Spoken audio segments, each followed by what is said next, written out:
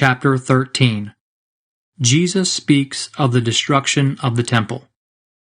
As Jesus was leaving the temple, one of his disciples said, "Look, teacher, what wonderful stones and buildings."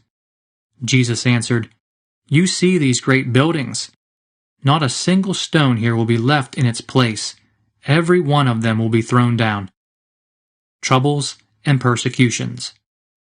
Jesus was sitting on the Mount of Olives, across from the temple, when Peter, James, John, and Andrew came to him in private. "Tell us when this will be," they said, "and tell us what will happen to show that the time has come for all these things to take place." Jesus said to them, "Watch out, and don't let anyone fool you.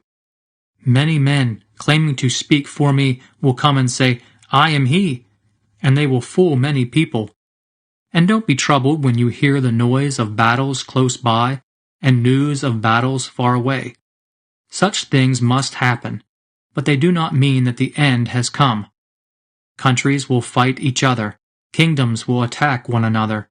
There will be earthquakes everywhere and there will be famines. These things are like the first pains of childbirth. You yourselves must watch out. You will be arrested and taken to court. You will be beaten in the synagogues. You will stand before rulers and kings for my sake to tell them the good news. But before the end comes, the gospel must be preached to all peoples.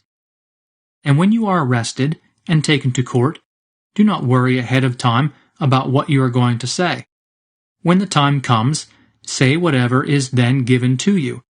For the words you speak will not be yours, they will come from the Holy Spirit. Men will hand over their own brothers to be put to death, and fathers will do the same to their children. Children will turn against their parents and have them put to death. Everyone will hate you because of me, but whoever holds out to the end will be saved." The awful horror. You will see the awful horror standing in the place where he should not be. Note to the reader, understand what this means. Then those who are in Judea must run away to the hills. Someone who is on the roof of a house must not lose time by going down into the house to get anything to take along. Someone who is in the field must not go back to the house for a cloak. How terrible it will be in those days for women who are pregnant and for mothers with little babies. Pray to God that these things will not happen in the winter, for the trouble of those days will be far worse than any the world has ever known from the very beginning when God created the world until the present time. Nor will there ever be anything like it again. But the Lord has reduced the number of those days. If he had not, nobody would survive. For the sake of his chosen people, however, he has reduced those days. Then if anyone says to you, "Look, here is the Messiah," or "Look, there he is," do not believe it. For false messiahs and false prophets will appear. They will perform miracles and wonders in order to deceive even God's chosen people if possible. Be on your guard. I have told you everything ahead of time. The coming of the Son of Man. In the days after that time of trouble, the sun will grow dark, the moon will no longer shine, the stars will fall from heaven, and the powers in space will be driven from their courses. Then the Son of Man will appear, coming in the clouds with great power and glory. He will send the angels out to the four corners of the earth to gather God's chosen people from one end of the world to the other. The lesson of the fig tree.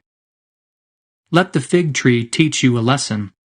When its branches become green and tender, and it starts putting out leaves, you know that summer is near. In the same way, when you see these things happening, you will know that the time is near, ready to begin. Remember that all these things will happen before the people now living have all died. Heaven and earth will pass away, but my words will never pass away. No one knows the day or hour. No one knows, however, when that day or hour will come. Neither the angels in heaven nor the Son. Only the Father knows. Be on watch, be alert, for you do not know when the time will come. It will be like a man who goes away from home on a trip and leaves his servants in charge. after giving to each one his own work to do, and after telling the doorkeeper to keep watch. Watch then, because you do not know when the master of the house is coming. It might be in the evening, or at midnight, or before dawn, or at sunrise. If he comes suddenly, he must not find you asleep. What I say to you then, I say to all, watch.